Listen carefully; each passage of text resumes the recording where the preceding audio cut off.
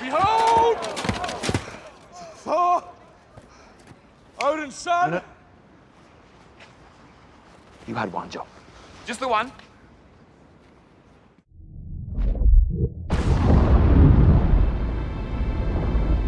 So Halo Campaign Evolved finally arrived, at least for the people that put up the additional $20 for the 5 days early access, and it had a bit of a rocky start, if I have to find one way to put it, as not only it had plenty of bugs, crashes being reported in a lot of Steam reviews, it also was faced with two particularly annoying problems, as when initially launched, some people were reporting issues with Microsoft logging, because of course this game does, you need a Microsoft account on top of whatever platform you're playing, and on top of that, and I certainly have to mention this being the first Halo game to be released on PlayStation consoles, the day it releases, the PlayStation Network was down for like 8 hours.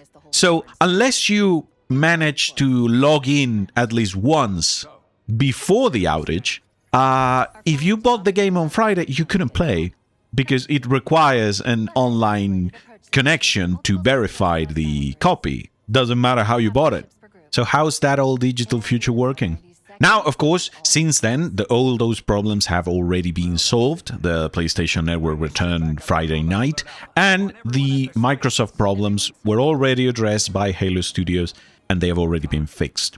Still, people keep reporting bugs, crashes, you know, typical gaming experience in 2026.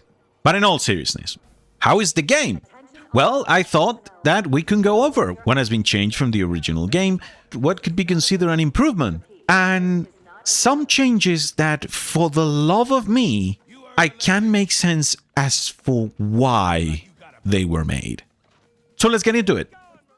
Okay, in case you don't know, Halo Campaign Evolved is the remake from the ground up from the original Halo Combat Evolved campaign, done completely in Unreal Engine 5. Oh, yeah, I get it now. This game doesn't include the multiplayer, it's just the campaign. So let's look at what has been changed. And the most striking difference, and the main discussion, the graphics. Now, the graphics are completely built from the ground up, and I have to say, looks pretty good overall, especially in outside areas. That's where it looks the best, when you have natural light, you have a bit of green of the environment, you have the water, you have, especially like, for example, the silent cartographer, it looks very good outside. Inside, if you've never played the original Halo Combat Evolved, the interiors of the game felt kind of barren at many points, being a lot of hallways that start to look the same after a while. I remember some of the first times playing it, you could get lost. Like, easily. There were so many places where you could just make the wrong turn and, well, you would be an hour trying to find where else you're supposed to go. I remember that happening to me. And because of that, they look as they did. Kind of barren, kind of samey. It's not much a new Code of Pain can do. But this is where a bit of my very slight problems with the graphics are. Sometimes you get that feeling, it's not prevalent, it's not all the time, but you get that feeling, oh yeah, I'm playing an Unreal Engine game.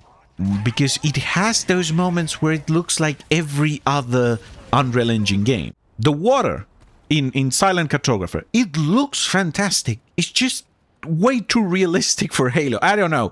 Listen, at least for the first game, that is more subjective. The graphics are more subjective. Overall, I would say they are an big improvement, and it looks fantastic in many locations, but there are those moments where it just that takes me out of the experience a little bit.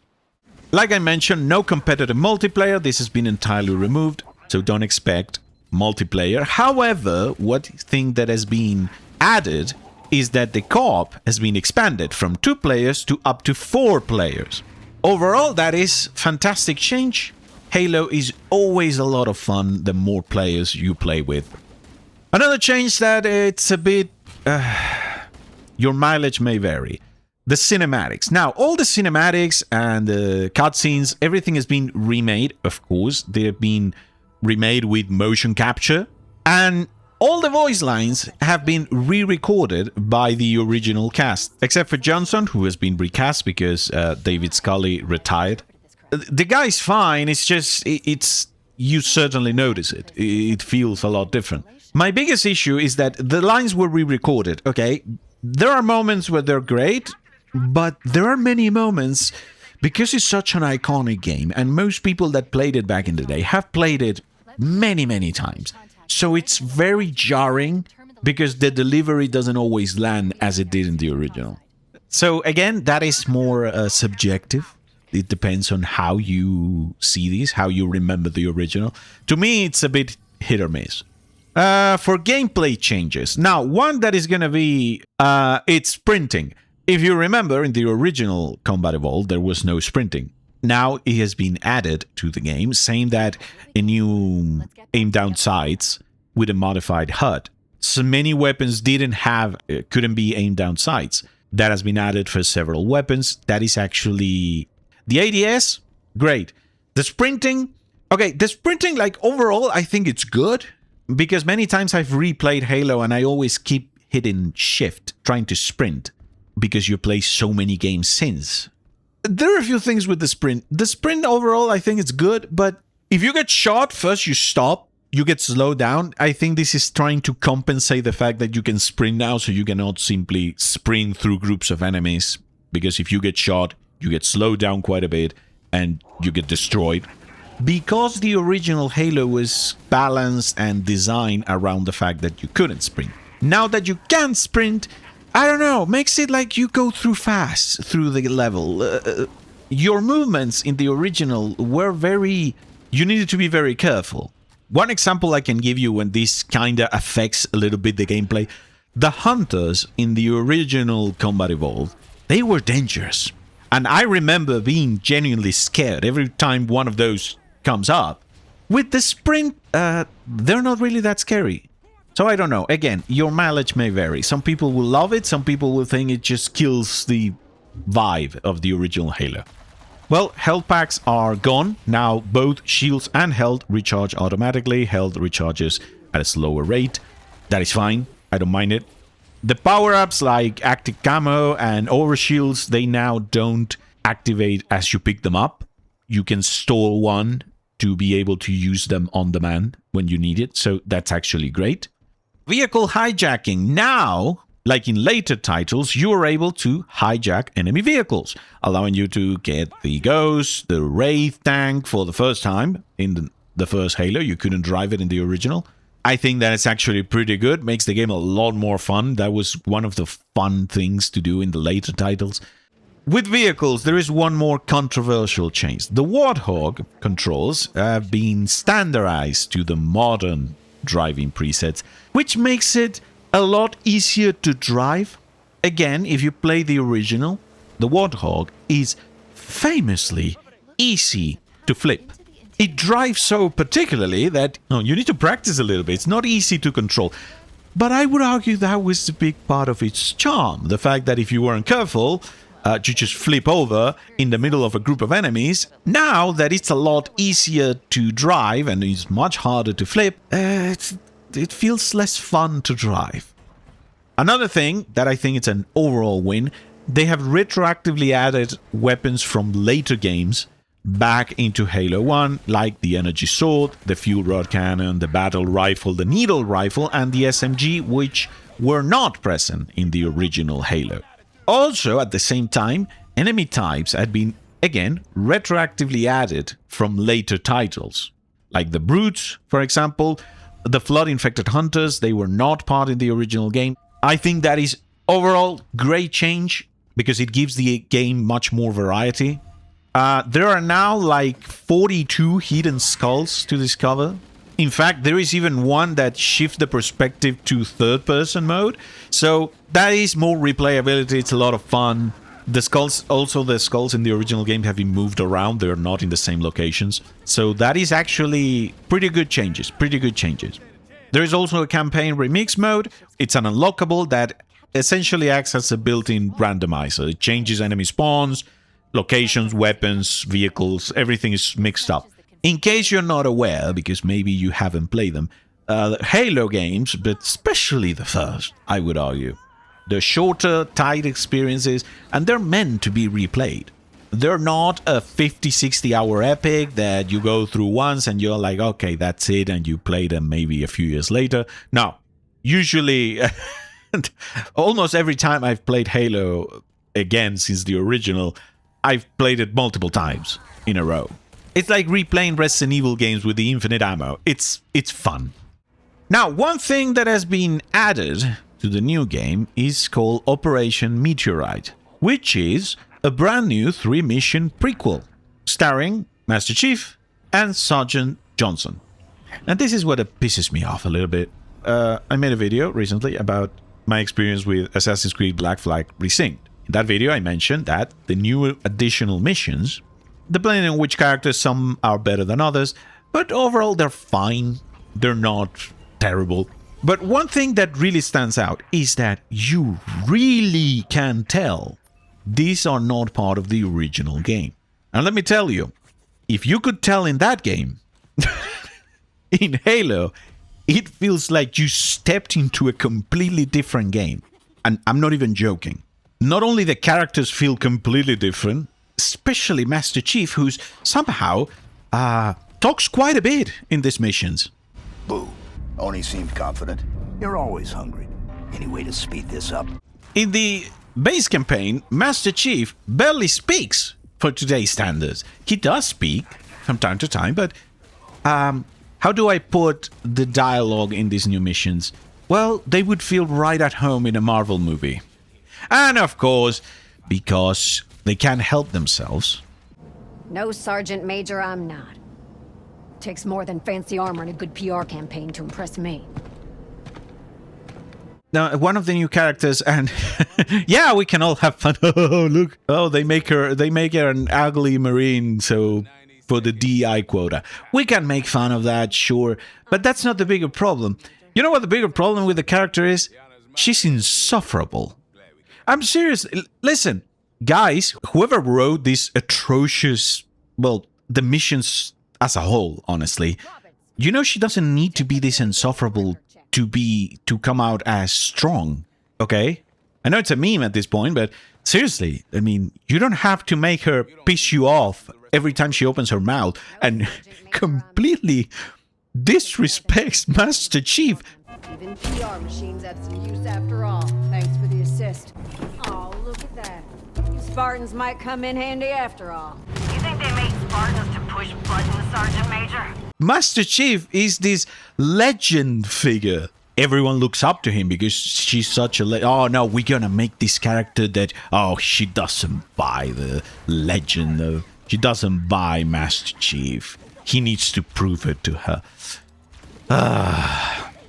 I would argue that the whole story of the mission, if you ignore this extremely annoying character, it's fine, okay? It does feel out of place. It's not even remotely close to the level of quality the original had. And listen, the original, it's not that it was Shakespeare in terms of the writing of the game, but it was pretty good, and it had a particular tone. This one feels like I'm playing Halo 5, and that's not a compliment. Now, this is some of the changes that I really can understand. Why did you change the sound of the weapons? Seriously, okay, again, this is more, I guess, preference. Dude, the sniper rifle.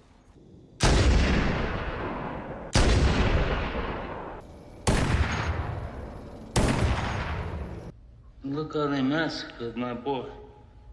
When you shot it, you felt like it was a big round doing a lot of damage. When you shoot the other one, yeah, it feels like I'm playing Call of Duty.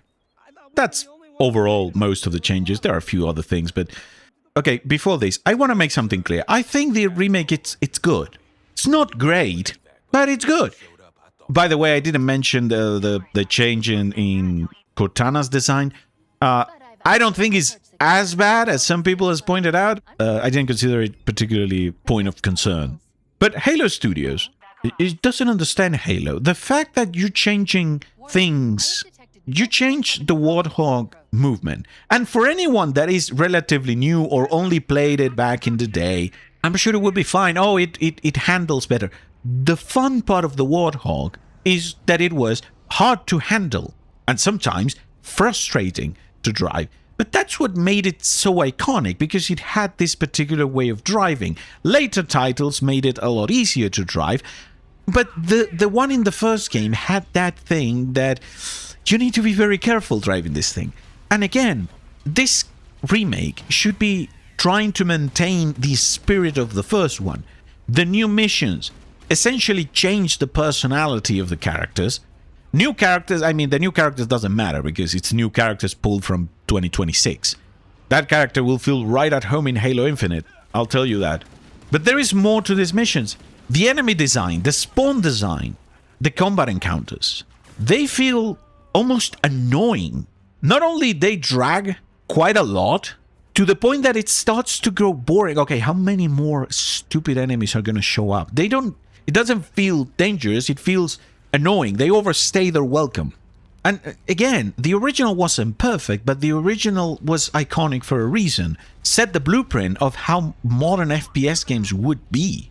I understand modernizing a few things. Again, the sprint button, I think it's a good compromise to the original, getting slow down while getting shot. I'm fine with the graphics. In fact, I think it looks good. And when it looks at its best, and I didn't mention it, but by the time the flood comes in, the interior areas look a lot better because there is a lot more, you know, the infestation is taking over the hallways and everything, and you get a lot more visual difference.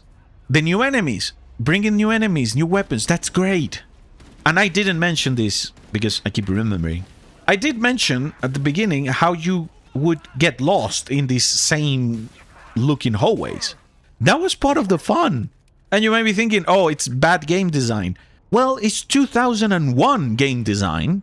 You could argue by today's standards, yes, all the hallways look the same, and while usually the gameplay flow of the mission will lead you to your objective, it was fairly easy to get lost in the hallways, in the rooms that repeat. Now, you have icons everywhere telling you exactly where you need to go. I've been playing a lot of Resident Evil 4 Remake because I got it fairly cheap and I've been enjoying my time with it. And I remember this complaint from when it came out. The yellow paint. For this game in particular, it felt like Capcom thinks gamers are stupid. Dude, I don't need yellow paint in every single interactable thing in the game. There are other ways to make it stand out a little bit more.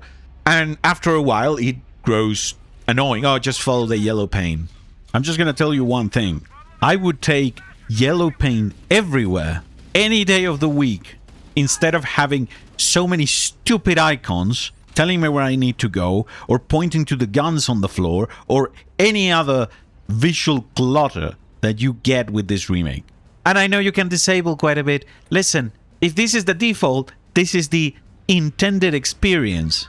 The developers think you're stupid and you can't keep track of where to go or what to pick up. While Halo, yes, it's a product of its time for many of its mechanics. Some enemy encounters feel sort of unfair. They just pop up in your bag, they stab you, you don't see them. But it was part of the charm. It was part of the fun of the game. And remember, the first 3 Halo games were made by Bungie. At the peak of their game, honestly. And there are moments where it feels like I'm playing Halo 5, which is not a good thing. But overall, is the game good? It's worth playing. Yes, it's worth playing. Many people that enjoy the game back in the day will enjoy the new one. Some people will think it's a better game. But one last thing, is this game worth it? You pay $50 and you get all of what I mentioned. Plus, of course, the great story of Combat Evolved. Okay. Are the changes enough to justify that price? And for that, we need to address the big collection of elephants in the room. Because for $40, you can get the Master Chief Collection. That includes not only Halo Combat Evolved Anniversary, which is a remaster of the original, it also includes Halo Reach, Halo 2 Anniversary, Halo 3, and Halo 3 ODST. For $40, you get the best games in the series.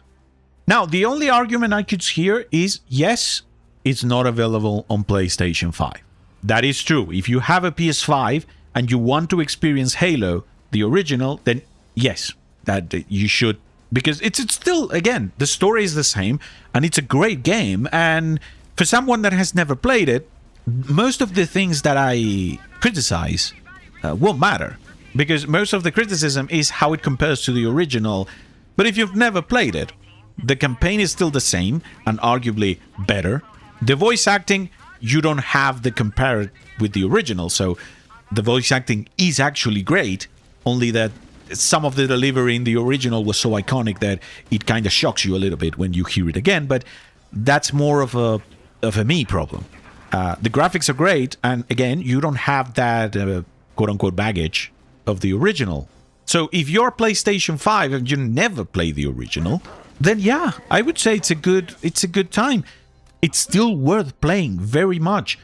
My biggest criticisms, besides the bugs, some crashes that are present, it's comparing it to the original. Is it worth the price if you can get the Master Chief Collection? No. Seriously, if you have a PC, Xbox, an Xbox, which again, if you have an Xbox, you have most likely played Halo. It was the Xbox game.